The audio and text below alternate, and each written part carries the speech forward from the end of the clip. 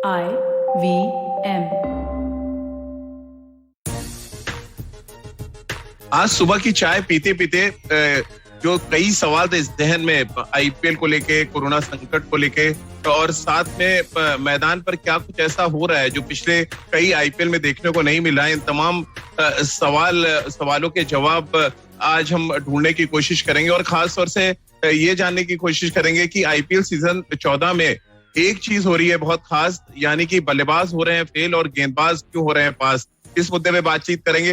दूसरा अहम सवाल ये है कि क्या ऐसा रीजन है कि प्लेयर्स जो होटल में बहुत सेफ हैं, बायो बबल में बहुत सेफ हैं, लेकिन अचानक अपनी अपनी टीमों का साथ क्यों छोड़ रहे हैं। साथ ही बात करेंगे जो आज बड़ा मुकाबला होने वाला है। दिल्ली के दो दिलेर आमने सामने होंगे, विराट कोहली होंगे और कप्तान आरसीबी के, और दिल्ली के कप्तान ऋषभ पंत।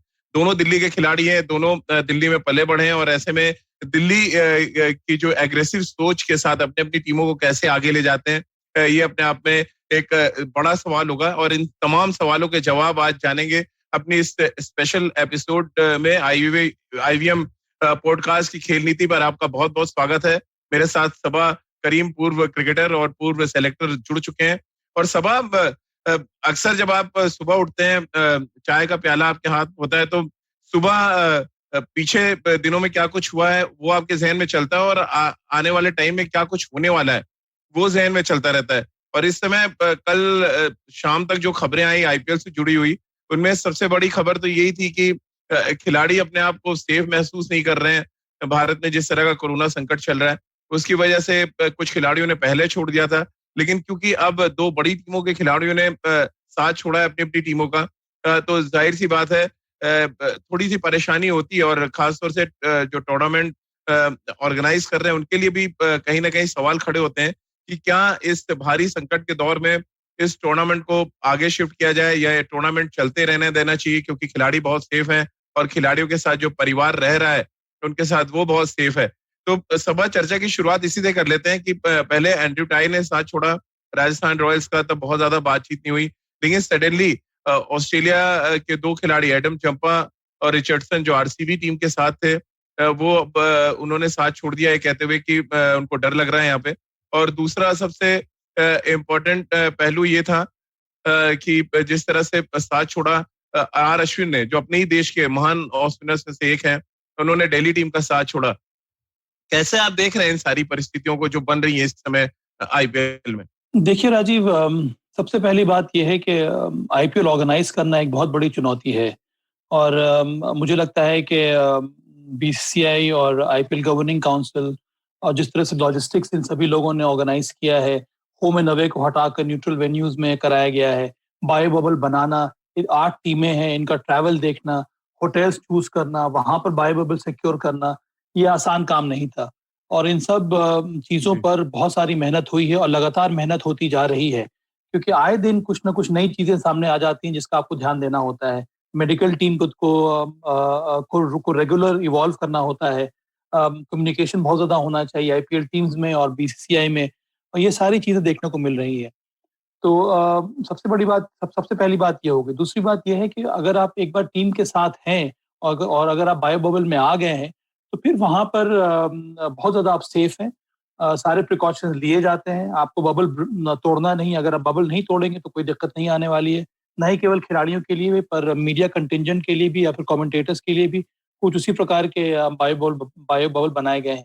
अगर कोई बाहर से कोई खिलाड़ी आ रहा है या फिर कोई सपोर्ट स्टाफ आ रहा है, तो उसको पहले करीब 7 दिन के लिए क्वारंटीन होना होता है, उसके बाद ही आपको इजाज़त मिलती है बायो बबल में जाने के लिए। तो ये एक अलग बात होगी। एक बार आप बायो बबल में आ गए हैं तो फिर मुझे लगता है कि वहाँ पर कोई दिक्कत नहीं है, आप बहुत ज़्यादा सेफ हैं। हाँ, मैं मान रहा हूँ कि जब आप मैदान में उतर रहे हैं या जब आप बायो बबल में हैं भी, तब भी आप बाहर में जो हो रहा है, उससे आप अलग नहीं हो सकते हैं। क्योंकि बाहर में सब आपके जान-पहचान वाले हैं, आपके रिलेटिव्स हैं, आपके फैमिली है, उन सब के बारे में आपको ध्यान देना है। वहाँ से आपसे बातचीत होती रहती है हमेशा। आपके दोस्तों के साथ क्या हो रहा है, फैमिली मेंबर्स के साथ क्या हो रहा है, कई सारी परेशानियाँ सामने आती हैं, उनको आपको डील करना है। तो ये एक इंडिविजुअल रूप पे हर एक खिलाड़ी इस दौर से गुज़र रहा है, और इन सब चीज़ों को दरकिनार करके मैदान में उतर कर खेलना बहुत ज़्यादा कठिन है और बहुत ज़्यादा चैलेंज रहा है। तो मुझे लगता है कि ढेर सारी बधाई इन सभी खिलाड़ियों को जिन्होंने ये कदम उठाया है आईपीएल टीम को, बीसीसीआई को। अब रही बात फॉरेन प्लेयर्स की, मुझे लगता है कि फॉरेन प्लेयर्स कई सारे जो फॉरेन प्लेयर्स जो मुझे खबर आ रही है, कि वो जो बायो बबल का जो फटीग है बहुत दिनों से चलता आ रहा है, कई सारे खिलाड़ी अपने अपने नेशनल टीम के साथ थे, वहाँ से अब आईपीएल में आ गए हैं सीधे बबल में। अगर आप ऑस्ट्रेलिया के खिलाड़ी को देखो, उनके साथ कुछ वही हो रहा है। पर ऑस्ट्रेलिया के प्लेयर मुझे लगता है इस वजह से वापस जा रहे हैं, उनको ये डर है कि ऑस्ट्रेलिया कहीं अपना बॉर्डर बंद ना कर दे, जिस तरह से यूके ने किया है। जी। और वहाँ पर अंदर जाने के लिए फिर आपको 10-15 दिन क्वारंटीन करना पड़ेगा। उसके साथ-साथ बाहर में आपने देखा होगा राजीव के बाहर की फैमिली बहुत ज़्यादा न्यूक्लियर फैमिलीज़ होती हैं। उनको खुद खुद ही अपने आप को देखना होता है। तो कई बार इसका भी दबाव बढ़ता जाता है खिलाड़ियों को। उनको लगता है कि इस माहौल में जब जब इस तरह से पैंडेमिक फैला हुआ है, तो ये उनका कर्तव्य है कि वो अपने फैमिली मेंबर्स के साथ रहें, उनकी देखभाल करें क्योंकि और कोई देखने वाला नहीं है। हम लोग तो बहुत ज़्यादा खुशकिस्मत है राजीव कि हमारे यहाँ पर फैमिली भी है, एक्सटेंडेड फैमिली भी है, दोस्त भी हैं, नेबर्स भी हैं।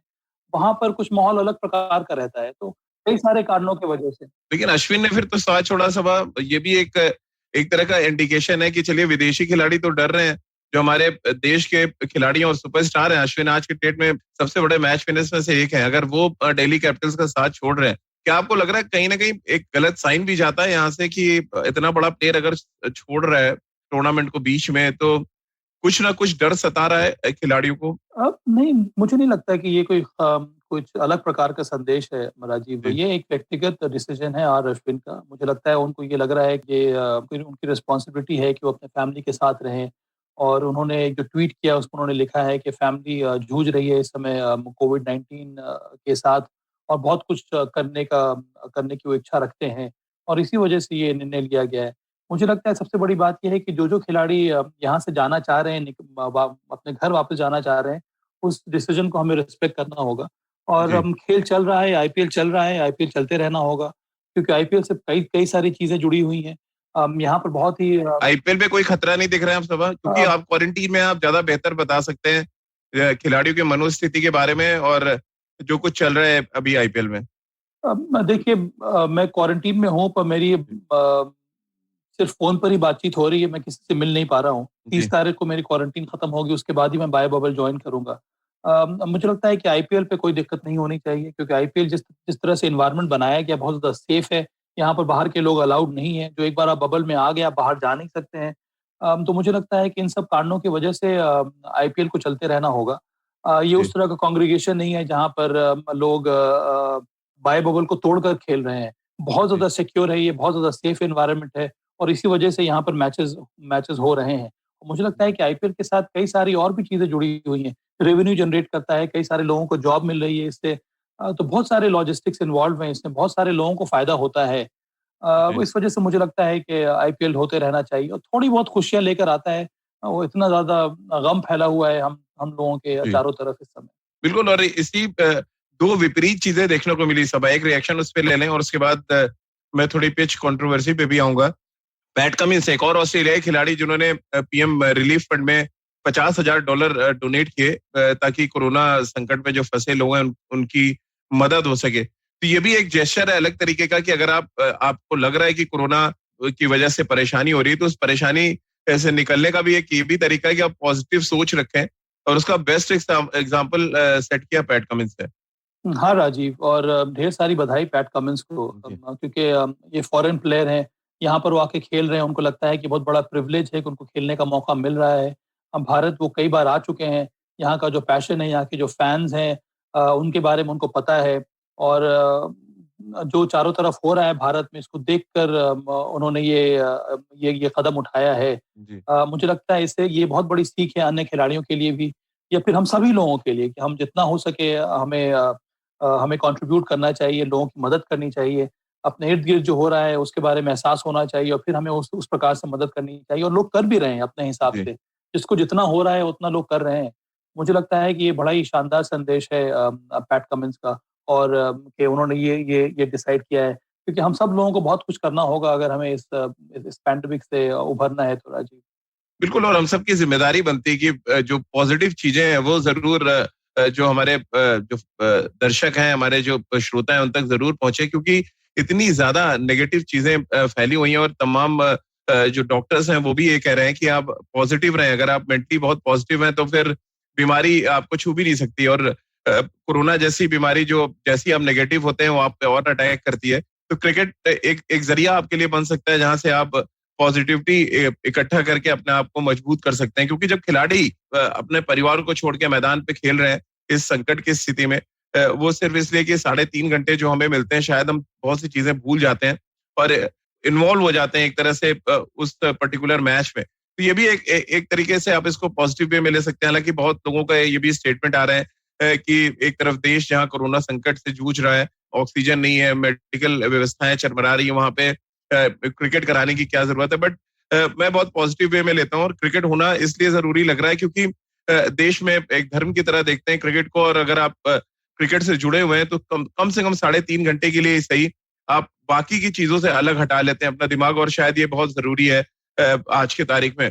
बहरहाल अब दूसरा सवाल जो मेरे जहन में आया था चाय पीते वक्त, उस पर भी सबा से बात करना चाहूंगा।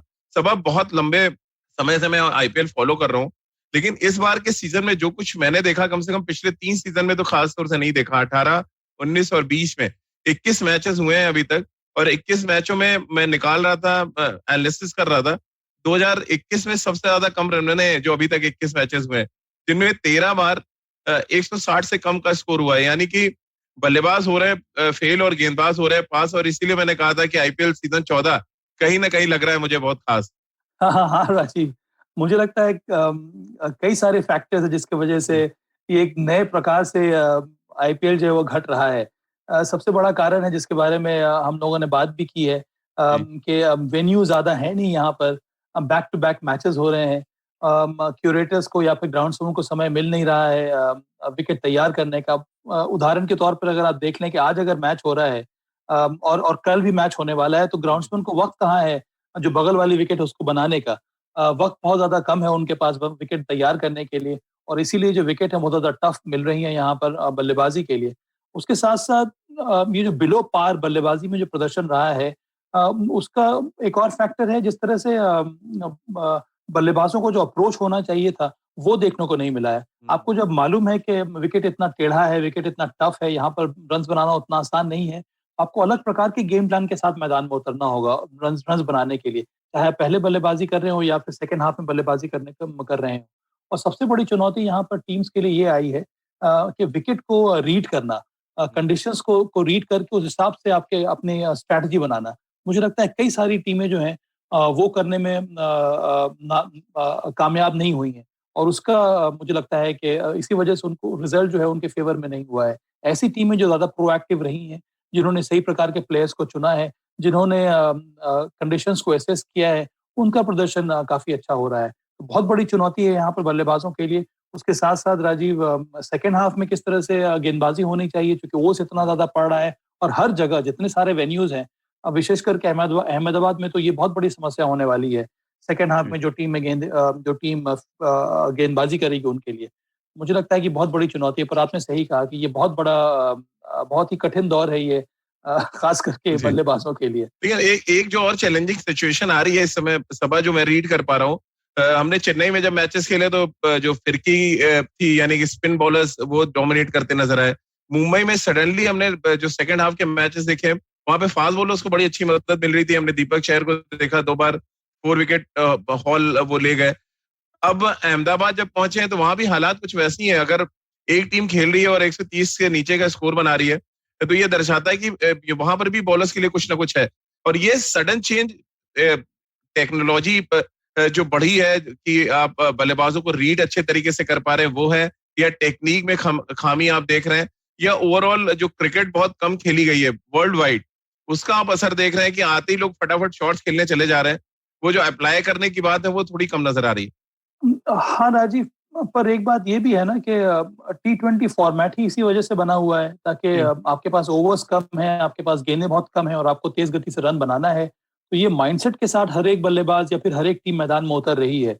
और इस वजह से पार स्कोर क्या होना चाहिए, ये डिसाइड करना बड़ा मुश्किल हो जाता है। नॉर्मल कंडीशंस में जहाँ पर विकेट अच्छा है, हर एक टीम को मालूम है कि उनको कम से कम 180-200 रन बनाने होंगे, जो कि एक पार स्कोर होगा। पर इस तरह के टफ विकेट्स में ये डिसाइड करना बहुत ही कठिन हो जाता है। और 1 या 2 दिन पहले मैं कैफ का इंटरव्यू देख रहा था, उन्होंने वहाँ पर भी यही कहा कि जनरल कंडीशंस अगर ठीक होते हैं तो टीम पहले से तैयारी करके जाती है कि भाई आज मुझे 180-200 के बीच में होना चाहिए। अब इन तरह के कंडीशंस में, इन तरह के विकेट में बल्लेबाजों को ये रिस्पॉन्सिबिलिटी दे दी गई है कि भाई आप ही डिसाइड कीजिए कि टारगेट क्या होना चाहिए। तो ये बहुत कठिन हो रहा है बल्लेबाजों के लिए। और उसके साथ-साथ अब कल का मैच अगर हम देख लें तो मुझे ताज्जुब हुआ कि विकेट अहमदाबाद का इस तरह का क्यों था? क्योंकि यहाँ पर तो काफ़ी समय मिला है क्यूरेटर्स को विकेट बनाने में, और मुझे ये लग रहा था कि जैसे-जैसे मैचेस यहाँ पर ज़्यादा होंगे, फिर हो सकता है विकेट थोड़ा बहुत कठिन हो जाए। पर पहले ही दिन इस प्रकार का विकेट, मुझे बहुत ज़्यादा हैरानी हुई इस तरह के विकेट को देखकर। तो मुझे लगता है कि बहुत ज़रूरी है कि बल्लेबाज अपने अप्रोच में परिवर्तन लाएँ। आपने सही कहा कि थोड़ा और ज़्यादा अप्लाई करें, तभी आप कम से कम एक रीज़नेबल पार स्कोर खड़ा कर सकते हैं अपनी टीम के लिए, नहीं तो बहुत ही ज़्यादा कठिन होने वाला है ये रास्ता। तमाम बेन स्टोक्स जो राजस्थान टीम्स के लिए खेलना था, इनको इंजरी की वजह से उनको जाना पड़ा टूर्नामेंट छोड़ के। उन्होंने इंग्लैंड जाते ही ये कह दिया कि आईपीएल सीजन 14 में बहुत कचरा पिचें मिल रही हैं और इन कचरा पिचों पर आगे बल्लेबाजी करना बहुत मुश्किल हो जाएगा, क्योंकि अभी 160 नहीं बन रहे हैं, आने वाले टाइम में 130 भी नहीं बनेगा। और उसका बड़ा एग्जाम्पल देख लिया हमने अहमदाबाद में। अब ये कचरा पिच की जो संज्ञा है, अब उसको आप कचरा बल्लेबाजी भी तो कह सकते हैं। पिच पे हमेशा ठीकरा फूटना कितना ठीक है? बीइंग अ बैट्समैन सबा आपको भी पता है कि अगर टर्निंग ट्रैक है तो आपको क्या टेक्निक अपनानी है। जब सीमिंग कंडीशंस हैं तब आप विकेट के आगे खड़े होके, क्रीज के आगे खड़े होके आप जो भी व्हाटएवर टेक्निक अपनाते हैं स्विंग को काउंटर करने के लिए, वो चीजें भी करी जा सकती हैं जो अब देखने को बिल्कुल नहीं मिला है। एक आध बैट्समैन है, केन विलियमसन की बैटिंग ज़हन में आती है, जिन्होंने बहुत जबरदस्त बैटिंग की। कुछ मैचेस में विराट ने बड़ी अच्छी की। जब फ्लैट ट्रैक है तो सब रन बना रहे हैं, लेकिन जैसी टेस्टिंग कंडीशंस आ रही हैं, वो दिखाता है, फिर वो सवाबाज ज़हन में आती है कि एक अच्छा टेस्ट प्लेयर टी20 खेल लेगा, लेकिन एक अच्छा टी20 प्लेयर टेस्ट मैच नहीं खेल सकता है। क्या ये फर्क दिख रहा है कि अच्छे टेस्ट प्लेयर जो है वही रन बना रहे हैं टी20 फॉर्मेट में इस बार? हाँ, राजीव, मुझे ये लगता है कि जो बेन स्टोक्स ने कहा है उनके बात से मैं इत्तेफ़ाक नहीं रखता हूँ। जी। मुझे लगता है कि चैलेंज है ये, पर अगर आपके बेसिक सही हैं, आपकी तकनीक सही है, तो आप इन विकेटों पर भी रन बना सकते हैं। हुँ, बहुत ज़्यादा आवश्यक है, हर एक बल्लेबाज को अपना गेम प्लान बनाना होगा और अलग से कुछ आपको करने की आवश्यकता नहीं है। और केन विलियमसन के ब का आपने नाम लिया, शानदार उदाहरण है ये। जी। वो एक क्लासिक प्लेयर हैं, जिनको अपने लिमिटेशंस मालूम है। उनको पता है कि उनको रन्स किस तरह से बनाना है। उनको मालूम है कि उनमें उतना पावर नहीं है। रन्स बनाने के लिए उनको फ़ील्ड के हिसाब से बल्लेबाज़ी करनी होगी। जहाँ जहाँ पर विकेट एरियाज़ है, वहाँ पर उनको शॉट्स लगाने होंगे, जो कि उन्होंने इसके पहले वाले मैच में किया था। और यही अप्रोच आने वाले बल्लेबाज़ों के लिए भी सही सही साबित होगा। यहाँ पर आप टी20 का मतलब ये नहीं है कि आप सिर्फ छक्का बनाकर ही रन बना सकते हैं। आप चौका लगा के भी रन बना सकते हैं। जिस तरह की फील्ड सजाई जाती है उसको आप उसके मुताबिक आप रन्स बना सकते हैं। जहाँ पर जगह है वहाँ पर आप शॉट्स खेल के आपको रन बनाना होगा। और ये मुझे लगता है कि बहुत बड़ी सीख है, जिस तरह से केन विलियमसन ने पिछले मैच में बल्लेबाजी की थी। जी। और आपने वो भी सही कहा कि अगर आपकी तकनीक सही है, अगर आपका बेसिक्स करेक्ट है, अगर आप टेस्ट मैच स्पेशलिस्ट हैं, तो इस तरह के विकेटों पर आप आसानी से रन बना सकते हैं। हुँ, सिर्फ छक्का लगाना या बड़े-बड़े शॉट्स लगाने की आवश्यकता नहीं है यहाँ पर। आपके पास 20 ओवर है, इसका मतलब है कि 120 गेंदें हैं। आप कम से कम रन अ बॉल भी देख लें तो आप 120 रन बना सकते हैं। उसमें अगर जी। 3 या 4 ओवर में 1-1 चौका और भी आ जाए तो आप आसानी से 160-170 का टारगेट आप सेट कर सकते हैं। मुझे लगता है कि ये बहुत बड़ा सबक है हर एक बल्लेबाजों के लिए। और ऐसा लग रहा है ये सबक बहुत जल्दी कोलकाता नाइट राइडर्स ने कम से कम सीख लिया। अहमदाबाद पहुंचते ही कप्तान इवन मॉर्गन बहुत अच्छे फॉर्म में नजर आए। राहुल त्रिपाठी जो कंट्रीब्यूट कर रहे हैं उसको, उस सिलसिले को उन्होंने आगे बढ़ाया। लेकिन यहाँ पर महफिल लूटने का काम तो भारतीय तेज गेंदबाजों ने किया। मेरे लिए तो सबक कल मैन ऑफ द मैच जिस तरह की गेंदबाजी की शिवम मावी ने, वो थे मेरे लिए, क्योंकि 4 ओवर में 13 रन देना, क्रिस गेल का विकेट ले जाना, ये दर्शाता है कि किस लेंथ पे और किस लाइन पे उन्होंने गेंदबाजी की है। और बहुत जल्दी बहुत कुछ सीखने को मिल रहा है शुभम मावी जी, को। जिस तरह से उन्होंने पिछले मैच में गेंदबाजी की, और अच्छी बात ये भी है कि जो केकेआर का मैनेजमेंट है वो उनको बैक कर रहा है। बहुत ही अहम था केकेआर को ये मैच जीतना, तभी वो वापस आ सकते हैं रेस में, प्लेऑफ्स में क्वालीफाई करने के लिए। और टॉप ऑर्डर को उन्होंने गेंदबाजी की। केएल राहुल थे, मयंक अग्रवाल थे, क्रिस गेल थे। तीनों के तीनों लाजवाब बल्लेबाज हैं। इन सबों के सामने उन्होंने अपने 4 ओवर डाल दिए, ज़्यादा रन उन्होंने दिया नहीं, विकेट भी लिया। मुझे लगता है कि हमारे जो भारतीय जो युवा स्पीडस्टर्स हैं, उनका प्रदर्शन हर एक आईपीएल टीम के लिए काफ़ी अच्छा हो रहा है, और जी, ये बहुत ही अच्छा लगता है देखकर। उसके साथ-साथ मुझे लगा कि कल केकेआर ने सही टीम भी चुनी, राजीव। वहाँ पर जी। पेस बॉलर्स भी थे उनके पास स्पिनर्स भी थे, वरुण चक्रवर्ती, सुनील नारायण, इन दोनों ने अच्छी गेंदबाजी की, दोनों ने विकेट्स लिया। प्रसिद्ध कृष्णा ने अच्छी गेंदबाजी की, शिवम मावी के बारे में आपने कहा। मुझे लगता है कि सही कॉम्बिनेशन चूज करना विकेट के मुताबिक या फिर सरफेस के मुताबिक, ये भी बहुत बड़ा चैलेंज है टीमों के लिए। जी। और ये चैलेंज थोड़ा सा आसान मॉर्गन के लिए इसलिए भी हो गया सबा, क्योंकि मैं देख रहा था जब T20 सीरीज चल रही थी भारत और इंग्लैंड के बीच में, तब इंग्लैंड ने बहुत अच्छा फाइट किया था उस सीरीज में, और वो एक्सपीरियंस कहीं ना कहीं जहन में होगा मॉर्गन के। मुझे लग रहा है अहमदाबाद में कोलकाता नाइट राइडर्स के लिए चीजें थोड़ी बदली हुई नजर आएंगी, और ये चीजें थोड़ी और बदल सकती हैं अगर उनका जो कैरेबियन पावर हाउस है आंद्रे रसेल, उनका बैट चल जाए, क्योंकि कल मैं देख रहा था फिर वो स्ट्रगल कर रहे थे। तो एक तरफ मॉर्गन है जो अपने एक्सपीरियंस को ला रहे हैं अपनी टीम के साथ, टीम को दे रहे हैं कि ये हमारा एक्सपीरियंस है, इसको आप लें और मैच जीते, और वो दिखा कल उनकी बल्लेबाजी में, उनके कैप्टनसी में। लेकिन ये बात आंद्रे रसेल पे लागू नहीं हो पा रही, और ये अब तो लंबा टाइम हो गया है कि वो रन बनाए हुए, ना उन्होंने दुबई में रन बनाए, ना कुछ हाल ऐसे ही है, ऐसा तो नहीं नाम बड़े और दर्शन छोटे वाला हाल नजर आ रहा है उनका। देखिए, प्रयास तो पूरा कर रहे हैं। कल भी जिस तरह से वो बल्ला घुमा रहे थे, नहीं, राजीव, प्रयास मुझे तो लग रहा सबा था सिर्फ कि बैट बैट चलाने से प्रयास नजर नहीं आएगा, तो प्रयास स्कोरबोर्ड पे लगाना पड़ेगा आपको। वही मैं कह जी। रहा हूँ, जिस तरह से जबरदस्त बल्ला घुमा रहे थे, मुझे लग रहा था कि बॉल कहीं और ही जाने वाली है। अच्छा सबा, उनको देख के कभी कभी लगता है कि फिर तो पहलवानों को क्रिकेट खेलना चाहिए, जिस तरह की बिल्ड के साथ आते हैं और बैट चलाते हैं। वो तो कभी आप देसी अगर जाएं अखाड़ों में, तो मुख्तार एक होता था जो भारी सा बैट चलाते थे। मुझे उनको देख के बिल्कुल यही फील आ रहा है, रन वन तो बन नहीं रहे, वो मुख्तार चला रहे हैं बस। देखिए राजीव, इस तरह के विकेट पे ना वन डायमेंशनल बल्लेबाजी कर नहीं सकते हैं, जो जी। आंद्रे रसेल कर रहे हैं या फिर जो हार्दिक पांड्या कर रहे हैं। जी, यहाँ पर वो आपकी एक ही जोन बल्लेबाजी है में, उनका, मिड विकेट और हाँ, लॉन्ग ऑन हाँ, के बीच में उसके मारना। साथ साथ हर एक बॉल को अपने आप को रोक ही नहीं पाते, हर एक बॉल पर उनको बल्ला चलाना है। पर ये जो विकेट है, यहाँ पर बहुत ज्यादा इंटेलिजेंट बल्लेबाजी आपको करनी होगी, तभी आप जी। रन बनाएंगे, जिस तरह शॉन मॉर्गन ने किया या फिर केन विलियमसन ने किया। मुझे लगता है कि ये जो वेन्यू में परिवर्तन हुआ है, यहाँ पर हो सकता है कि रास्ता खुल गया हो केकेआर का, और शुरुआत अच्छी हुई है। कप्तान ओवेन मॉर्गन जो फॉर्म में नहीं थे, उन्होंने रन बना लिया है। वो बहुत इंपॉर्टेंट कड़ी है केकेआर के लिए। पर एक और बात ये भी है राजीव, इसके बारे में हमने बात की नहीं अभी तक, के टॉस बहुत ज्यादा वाइटल हो जा रहा है अब टीमों के लिए। जी। तो सेकंड हाफ में, फर्स्ट हाफ में आप बैटिंग कर रहे हैं, वहां पर जो विकेट है वो टफ है। सेकंड हाफ में जब आपको मौका आ रहा है गेंदबाजी करने का, वहां पर ओस पड़ जा रही है और फिर बॉल बहुत ज्यादा गीली हो जा रही है। तो टॉस हारने वाली टीम के लिए बहुत बड़ा डिसएडवांटेज है ये।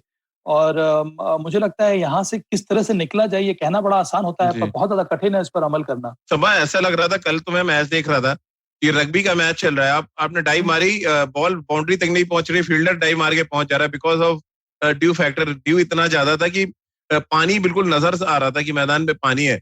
अब ये तो ऐसा लग रहा है कि रग्बी टूर्नामेंट है, जिसके लिए जो बाद में फील्डिंग कर रहा है, आपको फील्ड करना है, बॉल पहुंचाना है वापस, और आराम से आप डाइवे मारते रहे। टीवी के लिए बड़ा अच्छे विजुअल नजर आ रहे हैं इस समय। अब हाँ राजीव, पर बॉलर्स के लिए सोचिए, आप तो गेंदबाजी करते हैं, लेफ्ट आर्म स्पिनर रह चुके हैं, जी। कितना ज्यादा कठिन है। कल मैंने एक विजुअल देखा था। नहीं, आज मैंने सबा ये बॉल थोड़ा गीला करने की कोशिश किया है, और ये हम्म वाकई इट्स वेरी टफ ग्रिप करना, मतलब थोड़ा बहुत, नया बॉल है। मैं ग्रिप करने की कोशिश भी कर रहा हूँ, लेकिन जब रिलीज पॉइंट पे आता है तो ऑटोमेटिक बॉल आपकी जो स्पिनिंग फिंगर है वहां से छूट रहा है। हाँ, और ये हाँ, एज अ फिंगर स्पिनर मैं बता रहा हूँ, रिस्ट स्पिनर्स के लिए तो और मुश्किल है इस और कंडीशन में बॉल डालना। हाँ, इसीलिए मुझे लगा कल रवि बिश्नोई ने शानदार गेंदबाजी की थी। बहुत अपने 4 शानदार ओवर में जी। सिर्फ उन्होंने 19 रन दिया, बहुत कठिन था। मुझे लगता है कि जब बॉल गीली हो जाती है, तो आपका जो ध्यान है एक बॉलर का, वो सिर्फ रहता है कि मुझे बॉल सही जगह पे डालनी है। और विकेट तौलिया है कि लेना नहीं नहीं साथ में, लेना सबा है, ये भी हाँ। रहता है। हाँ, विकेट मिले जी। ना मिले वो अलग बात है, भाई बॉल सही जगह पे पहुंच जाए। मुझे लगता है आपका ध्यान ही पूरा भटक जाता है, ध्यान आपका जी। चला जाता है किस तरह से बॉल को मेंटेन करे, बॉल सही टप्पे पे पड़े। बहुत बहुत कठिन है ये गेंदबाजों के लिए। मुझे लगता है जी। कि टॉस बहुत इंपॉर्टेंट फैक्टर रहेगा अहमदाबाद में विशेष करके। चलिए, तो अहमदाबाद में ही आज दूसरा मुकाबला खेला जाएगा, उस पर भी सबा बात कर लेते हैं। आज विराट कोहली और ऋषभ पंत मैदान पे होंगे। दिल्ली के दोनों खिलाड़ी हैं। दिल्ली की सोच कहीं ना कहीं नजर आती है, वो एग्रेशन नजर आता है दोनों टीमों में। लेकिन सबा, जैसे कि आप बार बार बात कर रहे हैं, क्या होटल के कमरे में टीम मीटिंग में से प्लेइंग कॉम्बिनेशन खिलाने से ज्यादा टॉस की प्रैक्टिस तो नहीं कर रहे होंगे विराट कोहली, सिक्के लेके और राजकुमार जी को फोन पे लेके कि हेड बोलना है, टेल बोलना, कम से 25-30 बार प्रैक्टिस हो रही हो। राजीव, मुझे लगता है कि पिछले 1-2 मैचेस में विराट ने टॉस जीता है। तुमको लगता है, हाँ, मुझे और लग रहा है कि भूल उनका जाते हैं, लक वो लक थोड़ा टॉस जीत के बहुत, भूल जाते हैं सब कि वो टॉस कि जीते कि भी हैं। कि हाँ, कि मुझे डिसाइड करना है, मुझे बोलना है कि हम बैटिंग कर रहे हैं कि फील्डिंग कर रहे हैं। जी।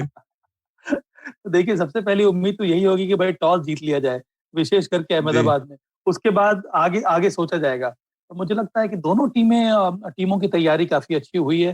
अ, आरसीबी थोड़ा अफेक्टेड होगा राजीव, क्योंकि उनके पास अब जी, सिर्फ 4 ही ओवरसीज़ प्लेयर्स बचे हैं। 2 प्लेयर उनके जी, चले गए हैं वापस, तो ये एक बहुत बड़ी समस्या है आरसीबी की, जो आपके पास विकल्प कम होते जा रहे हैं। और मुझे ये भी लगता है कि आरसीबी को थोड़ी अपनी बल्लेबाजी में और गहराई लानी होगी। हुँ, पिछले मैच में मुझे यही लग रहा था कि दूसरी तरफ सीएसके की टीम थी उनके सामने, जिनकी गहराई बहुत ज़्यादा थी, वो नंबर 8, नंबर 9 तक बल्लेबाजी करते हैं।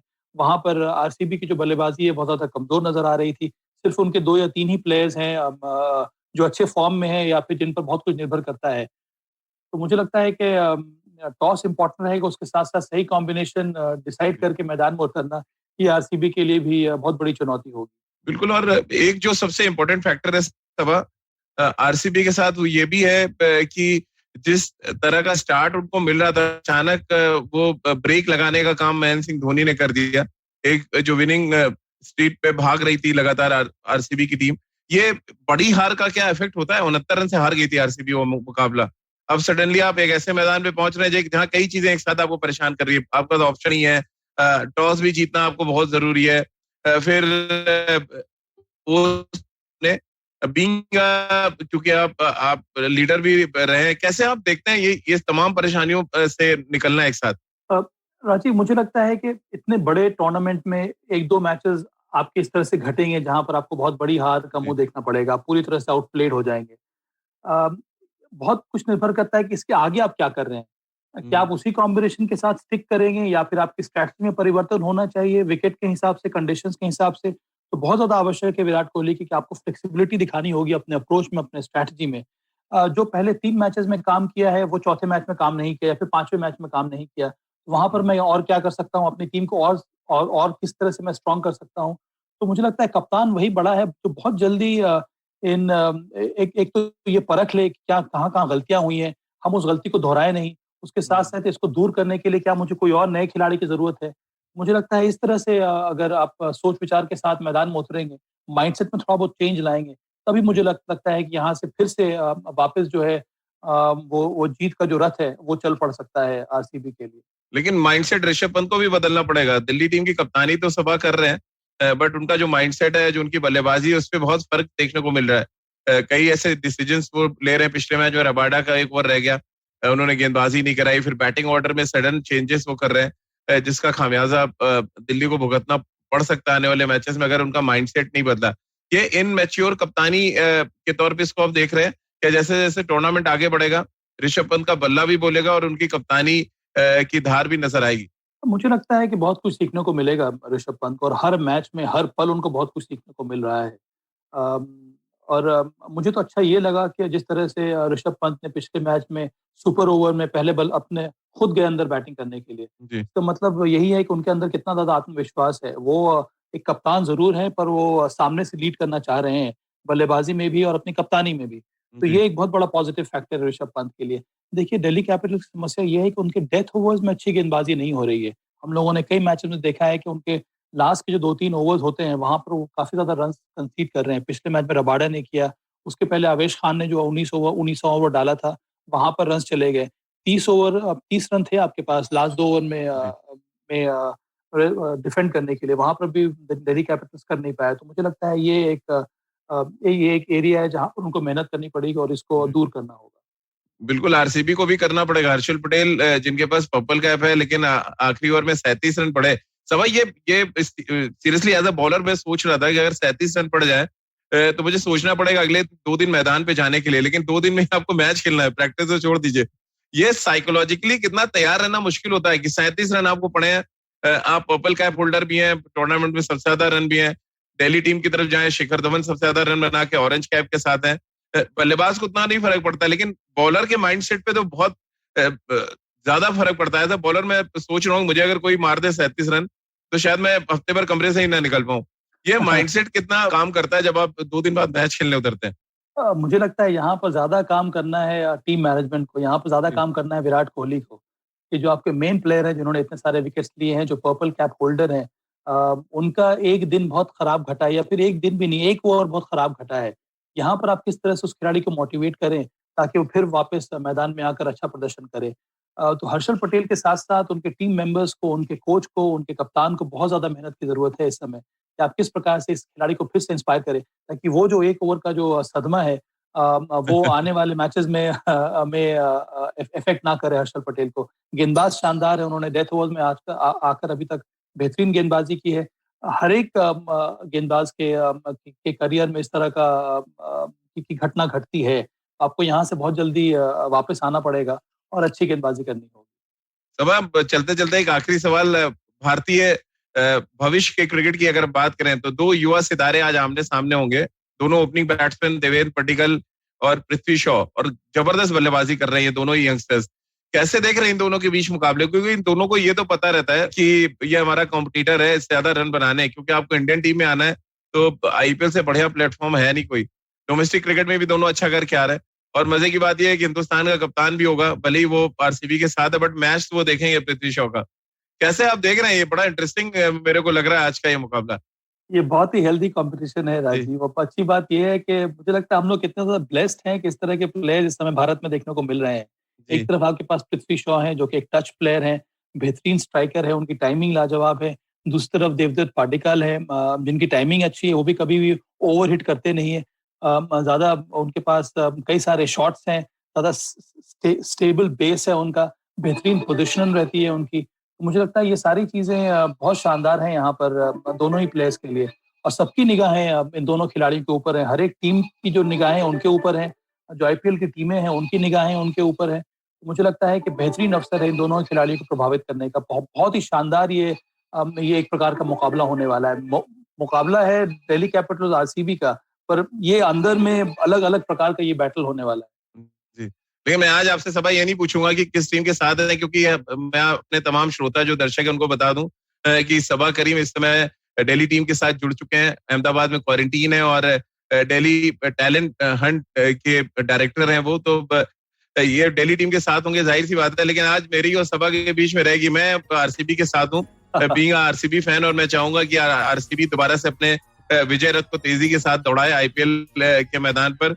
बहुत बहुत शुक्रिया सबा आपका हमारे साथ जुड़ने के लिए, और हमारे जो तमाम श्रोता हैं, दर्शक हैं, उनका भी बहुत बहुत शुक्रिया हमारे साथ जुड़ने के लिए। और उनसे हमेशा की तरह एक निवेदन है कि खेल नीति के साथ जुड़िए हर रोज सुबह 9:15 पर सिर्फ IVM यूट्यूब चैनल और फेसबुक पेज पर। आप मेरे साथ भी जुड़ सकते हैं @राजीव मिश्र यानी इंस्टाग्राम और ट्विटर पर। इसके अलावा खेल नीति का हर एपिसोड आप सुन सकते हैं IVM ऐप पर, IVM पॉडकास्ट पर, स्पॉटिफाई, सावन, गूगल पॉडकास्ट, एप्पल पॉडकास्ट और अन्य IVM पॉडकास्ट पर।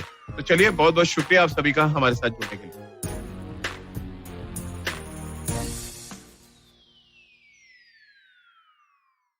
I hope you enjoyed that show.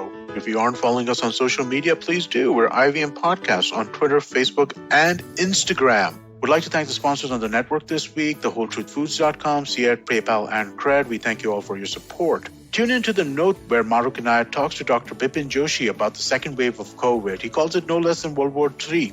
On The Habit Coach, Ashton was joined by Yoshita Dave, who's a sex educator and intimacy coach. On Paisa Vaisa, Anupam Gupta was joined by Amit Thakkar and Hiral Jain of Market Pulse Technologies, and they talked about trading in Indian markets. All Things Policy by the Takshashila Institute had on board Mihir Mahajan and Pranay Kotastane to talk about the recent changes in the Indian intellectual property front. You should definitely check out the Cyrus Says episode with Ace casting director Mukesh Chabra. They discussed some of his best work. We also had Ira Mukhoti, who has authored various books on history and mythology from a female gaze. The IPL season's in full swing, and we have Edges and Sledges in English and Khel Niti in Hindi if you want to check out cricket content. Really, really great conversations on both of those shows. Do check those out. And with that, I hope to see you again next week.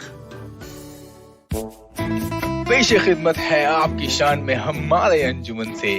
Hi, I am Sadaf. And I'm Arshit. खाने का इतिहास, economics, policy, psychology सब है menu पे। Only on the Nankali podcast every Wednesday, सिर्फ IVM podcast app या website पर, या फिर जहां से भी आप अपने पॉडकास्ट सुनते हो।